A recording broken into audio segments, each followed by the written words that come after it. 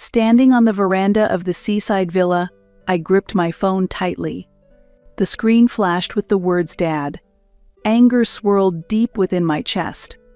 "You went ahead and did whatever you wanted, didn't you?"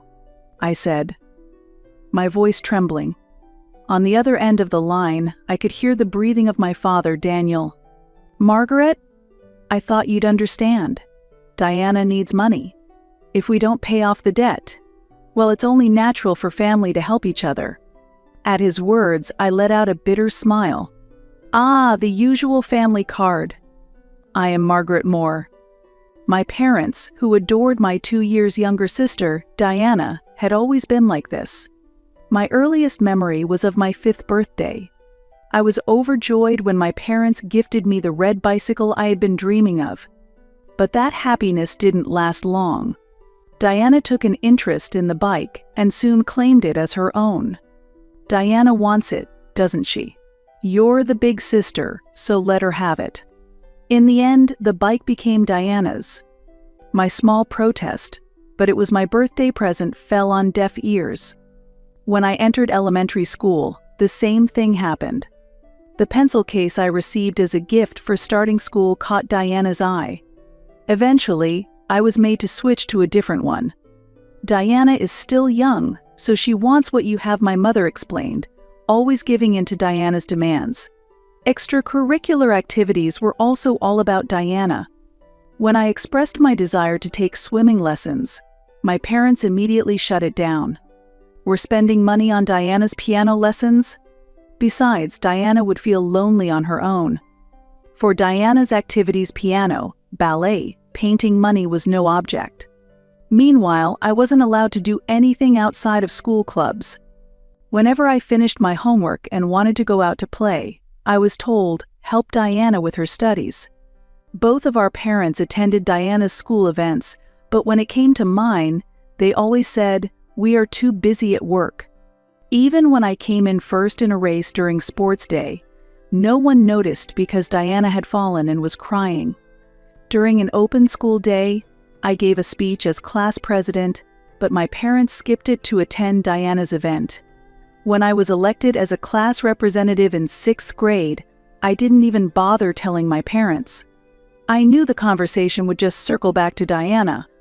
What stands out most in my memory was my 3rd year of high school. I worked tirelessly to get accepted into my first-choice university. But my parents' reaction was cold. "Oh, that's nice," my mother said indifferently. "I'm more interested in Diana's mock test results." That evening at dinner, my mother made all of Diana's favorite dishes. It was supposed to be a celebration of my achievement, but every topic revolved around Diana. No one shared in my efforts or joy. For Christmas, Diana always received expensive gifts, while I got practical items like stationery or clothes. Even the travel expenses for my club competitions were denied because the money was needed for Diana's piano lessons. Diana is sensitive. Diana is delicate. By the time I entered university, I had completely given up on my relationship with my family. It was during this time that I met Ken in the windsurfing club. I was a freshman and a total beginner, constantly at the mercy of the waves. Ken, on the other hand, was older than me and the captain of the club. On the first day of practice, I was thrown into the sea countless times. I swallowed salt water, and my eyes stung unbearably. Just as I was about to give up, Ken extended his hand to me. "Everyone starts like this," he said. I fell all day long when I was a freshman too. I cannot describe how much those words saved me. Up until then, I had rarely experienced kindness in the face of failure. One particularly memorable moment happened on the final day of our training camp. At dusk, I was alone, battling the waves. I hadn't managed to stand up even once that day, and this was my last chance. "Margaret, the wind is shifting," Ken shouted from the shore. The moment I heard his voice, everything suddenly became clear. The direction of the wind, the movement of the waves, the feel of the board. Before I knew it, I was standing on the waves. I did it. My teammates cheered. But the only thing I saw was Ken's beaming smile. "Don't tense up on the board," Ken gently advised me. "Feel the waves and move with them." For some reason, those words deeply resonated with me. No one had ever treated me with such care before. My parents always focused on Diana and showed little interest in my efforts or achievements. "Margaret, you've got talent," Ken told me. "Your intuition for reading waves is amazing." It wasn't just his technical guidance that drew me in. It was also his kindness and the occasional mischievous expressions he wore. A few months later, we started dating. When I graduated from university, we decided to turn our passion for marine sports into a business and started an import company. The people around us were against it. My parents, in particular, strongly opposed the idea. We worked tirelessly to raise the startup capital. I juggled 3 part-time jobs, while Ken borrowed money from his family. Our first office was a small apartment 30 minutes on foot from the nearest station. All the furniture, desks, cabinets was second-hand. "This is our starting line," Ken said with a laugh. And I laughed with him. Finding business partners was far more challenging than we had imagined. "You're too young. You have no track record." We were rejected time and time again. But we refused to give up. We attended marine sports tournaments, built relationships with athletes, and gradually earned their trust. Our turning point came when we met a small manufacturer in Australia. They had also just started their business and were looking to expand into the US market. Perhaps our passion resonated with them, and we managed to secure an exclusive distributor contract. The night we signed that contract, we celebrated in our office with a cheap bottle of sparkling wine. While snacking on canned appetizers, we talked about our future.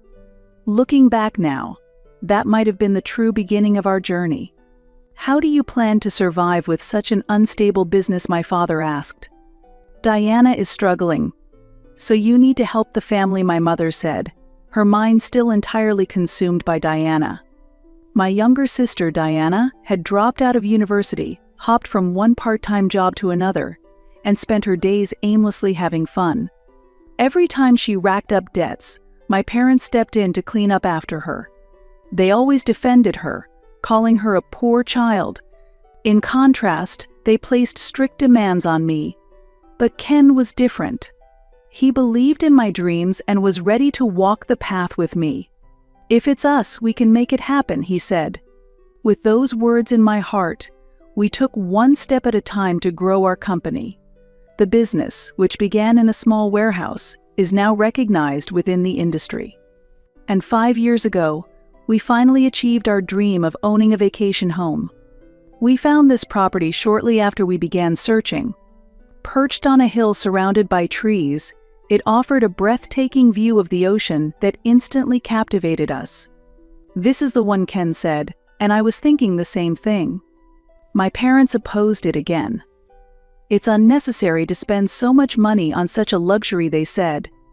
But their disapproval wasn't just about the expense. They still hadn't fully accepted my work. However, that didn't matter to me. This was the proof of the dream Ken and I had built together. On our first night at the vacation home, we sat on the deck, gazing at the starry sky. As we listened to the sound of the waves, Ken held my hand. "Margaret, let's grow old together here." Those words still warm my heart today. But everything started to crumble with a single phone call from my father. It was the morning of the second day after I returned from a business trip to Southeast Asia. I was visiting the vacation home. "Margaret, I need to talk to you," my father said, his tone carrying a hint of forced confidence. "Did something happen?" I asked casually. At that moment, I had no idea I was about to be pulled back to harsh reality in such a way. "It's about your vacation home," my father began. His words immediately gave me a sense of unease. "The vacation home? What about it?" "I've already sold it. The ownership transfer will take place next month." For a moment, I couldn't grasp the meaning of his words. Sale? Transfer? Our precious vacation home? What are you talking about? My voice trembled. "Diana is in trouble. She failed at an investment and now has $200,000 in debt, my father explained, his tone sounding like an excuse. And what does that have to do with our vacation home? Anger burned hot in my chest. Margaret, I thought you'd understand. Diana needs money. If we don't help the collectors, you went ahead and did whatever you wanted, didn't you? I said in an icy voice. My grip on the balcony railing tightened. You barely even used the vacation home, my father said, his tone growing more forceful. Diana's life is at stake. Is a vacation home you rarely use more important than your sister's life? That's Diana's problem, I replied, struggling to keep my trembling voice steady. To sell the vacation home without our consent. How did you even manage to proceed with the sale? I sensed a moment of hesitation in my father's response. I had your signatures, and the documents were already prepared. You forged them. My heart pounded as the gravity of my parents' actions began to sink in. Margaret, listen to me. Diana isn't at fault. She was just tricked. No, this is a crime. An unauthorized sale is fraud. My voice was cold. I'm contacting the police. I heard my father gasp on the other end of the line. The police? Don't be ridiculous. How can you bring a family matter outside? No, this isn't just a family matter. It's a crime, I said firmly, gripping the railing tighter. Dad, Mom, it's time you stopped cleaning up Diana's messes. Before me stretched the vacation home that Ken and I had worked so hard to save for over the years. It was the place where we dreamed, windsurfed, and gazed at the stars while sharing our hopes for the future. Margaret, we're family, aren't we? Helping each other is what family does, my father pleaded, his voice shifting to a tone of desperation. Yes, we're family, I said, letting out a deep sigh. And that's why I have to report you and Mom for fraud. As I ended the call, only the sound of the waves remained in the air. The salty breeze cooled my flushed cheeks. I couldn't believe my parents had sunk this low. Their twisted devotion to Diana had finally crossed an unforgivable line. Perhaps, in part, I was to blame for not stopping them sooner. But enough was enough. I slipped my phone into my pocket and returned inside the vacation home. An hour later, my phone rang again. This time, it was Ken. Margaret, are you okay? Hearing his voice, I felt a little calmer. Yes, I just finished talking to my father. I got a call from the potential buyer, Ken said, his voice steady. It turns out they're one of my younger friends from university. When I explained the situation, they understood immediately. The sale has been called off. I let out a deep sigh of relief. At least that was one problem solved. Thank you, Ken. I also heard from the police. They found the forged documents your parents used. His words made my chest tighten. How far are you willing to fall, Dad and Mom? Ken arrived at the vacation home later that evening. Even in the middle of his workday, he had come to check on me out of concern. Are you okay? He asked, his gentle voice bringing me a much-needed sense of comfort. Ken gently embraced me. Within his arms, the tears I had been holding back finally spilled over. Why? Why would they do this? Do they think they can do anything as long as it's for Diana? Margaret. Ken stroked my hair as he spoke softly. You've done nothing wrong. In fact, I'm proud of you for standing your ground. Those words soaked into my heart. The following day, the police launched a full-scale investigation. My parents were subjected to questioning on charges of attempted fraud. My mother called me repeatedly, but I didn't answer. A week has passed since then. On the deck of the vacation home, we watched the sunset over the ocean. The sound of waves crashing against the shore quietly soothed my heart. I remember Ken said quietly, "The day we found this place." I remembered too. The day we toured the property, we decided on the spot. Though the house was old, fixing it up became part of our memories. We repainted the railings, replaced the floorboards, and renovated the kitchen. Every bit of work was done by the two of us. Sometimes we argued, But even those moments now feel nostalgic, Margaret Ken said, holding my hand. We're in this together. Whatever challenges come our way, we'll face them as a team. I nodded. My relationship with my parents may never return to what it once was. But that's okay. This is our life, our choices. And this seaside vacation home is the proof of our love. Meanwhile, the police investigation progressed steadily. As it unfolded, more details about my parents' actions came to light. They had known from the beginning that the property was jointly owned by Ken and me, yet they proceeded with the sale anyway. The forgery of documents was carefully planned. It was revealed that during their explanation to the prospective buyer, they provided false information. They had been preparing for this for 3 months. First, they forged my signature. Then, they skillfully imitated Ken's signature to falsify the agreement of sale. To the real estate agent, they lied, saying, "Our daughter and her partner are being relocated overseas and can no longer manage the property." The most shocking revelation was that my mother had spread rumors in the neighborhood. She claimed, "Margaret and her husband racked up debts and are forcing us to clean up after them." She was willing to tarnish her own daughter's reputation just to protect Diana. Diana got involved in a fraudulent investment scheme my mother reportedly confessed tearfully during the police questioning. It was supposed to be just $10,000 at first, but before we knew it, it had become $200,000. My parents had drained their savings and sold off land to cover the debt. Even that wasn't enough, so they tried to sell our vacation home to make up the difference. Diana isn't to blame, my mother insisted during questioning. She was just tricked. She's not as smart as Margaret. It was said that even the officer conducting the interrogation was left speechless by her words. My emotions were complicated. I could hardly believe my own parents had resorted to such actions. Then one day, Diana contacted me.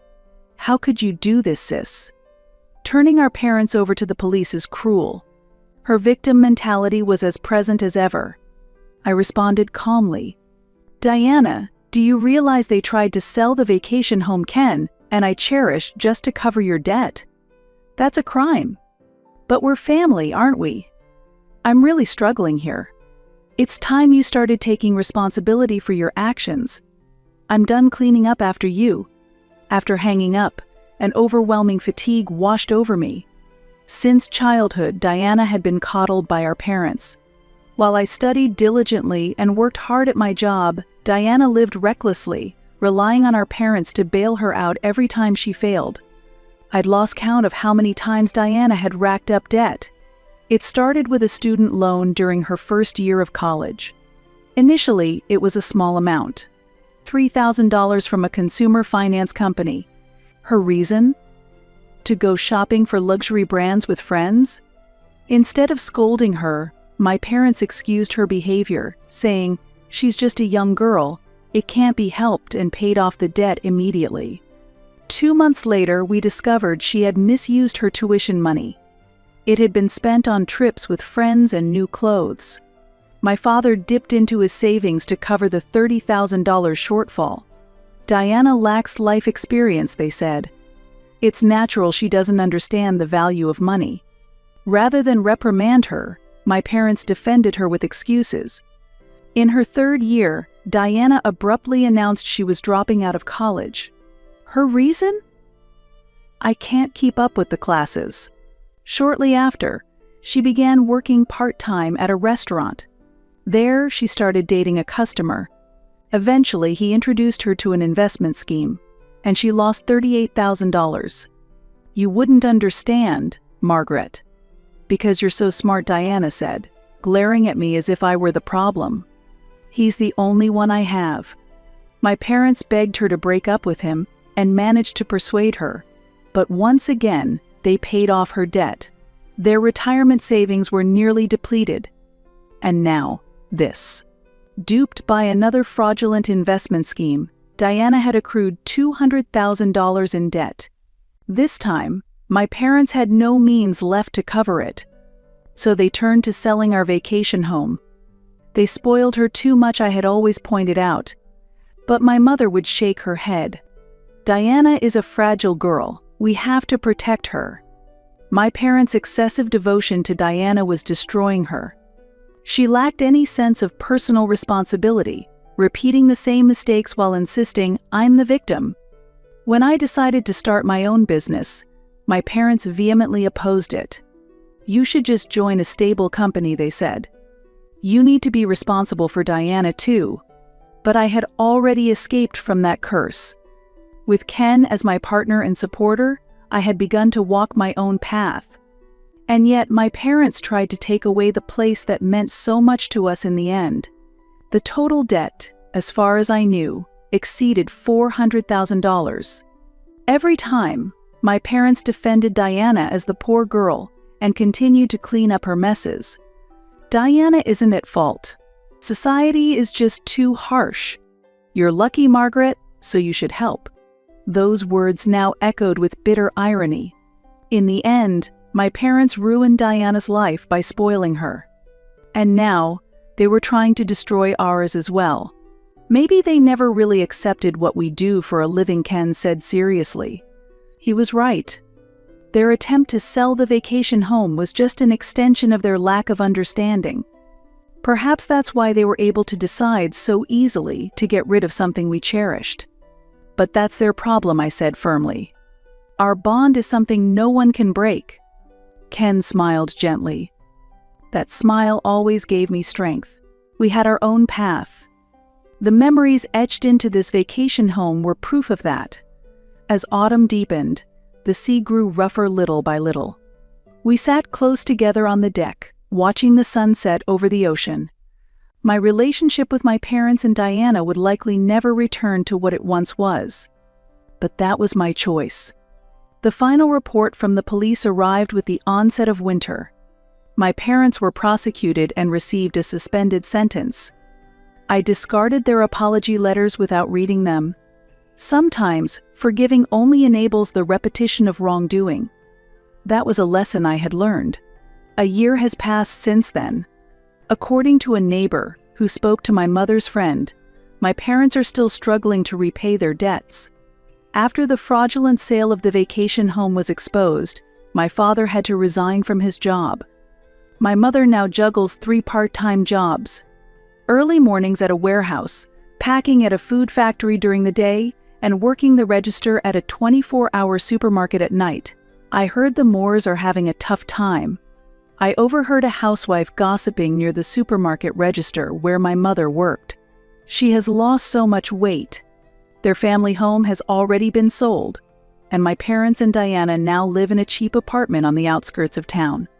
Their retirement savings and all their funds were depleted, and they took on more debt to pay off Diana's. Margaret, can't you help your parents?" Relatives called me multiple times with the same question. And every time I gave the same answer. They'll have to solve their problems on their own. Diana hasn't changed. She met a man at a nightclub and is now considering another investment scheme. This time, it's foolproof. I'm definitely going to make money. When my parents tried to stop her, Diana lashed out. "I'm struggling, and you're acting like Margaret's so cold-hearted. Just help me." But my parents no longer had the means to support Diana. They were barely managing to keep up with monthly repayments. My father had taken on a night security job, working weekends without a break. My mother spent her days scouring supermarket sales for discounted items. "She can't afford to be picky," neighbors would say, though she was once seen crying alone on the roadside late at night. Diana, angry at being abandoned by my parents, directed all her fury toward me. "This is all your fault, sis. Reporting them to the police ruined everything.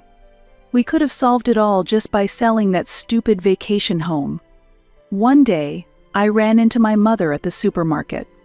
She was unrecognizable, her hair now white, her back hunched. When our eyes met, she hurried away, avoiding me. Her shopping basket was filled with soon-to-expire, discounted food items.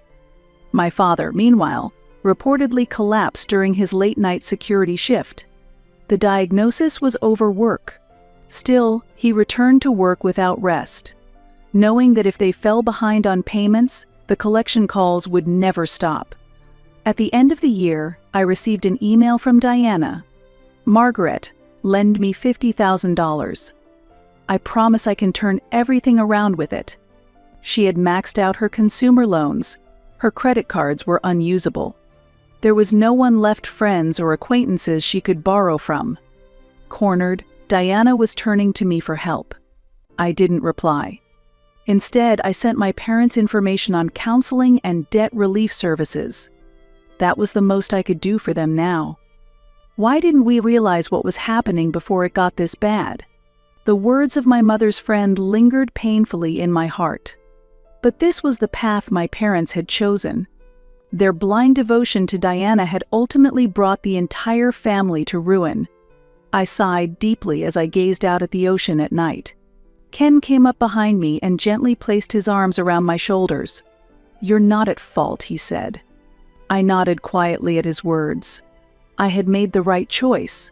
It was a painful, but necessary decision. "I've been thinking," Ken said, his expression serious. "What if we use this vacation home as a venue for charity events?" Charity. Yes. Let's give underprivileged kids the chance to experience marine sports. I was deeply moved by his suggestion. Having experienced the loneliness of being misunderstood by my own family, I wanted to support children who felt the same isolation. "That's a wonderful idea," I said. Ken continued, "Your parents saw this place as nothing more than a piece of real estate. But to us, it's a place of dreams. If we could share that dream with others." I took his hand in mine. Ken always understood the deepest corners of my heart. "Let's do it," I said with determination. We changed into our wetsuits. Riding the waves, I felt a pure sense of happiness. Yes, my relationship with my biological family was lost. But I had chosen my path. And that choice wasn't a mistake. Listening to the sound of the waves, we looked toward the future. This vacation home will continue to nurture our dreams. And now, it will also become a place of hope for others pursuing dreams of their own.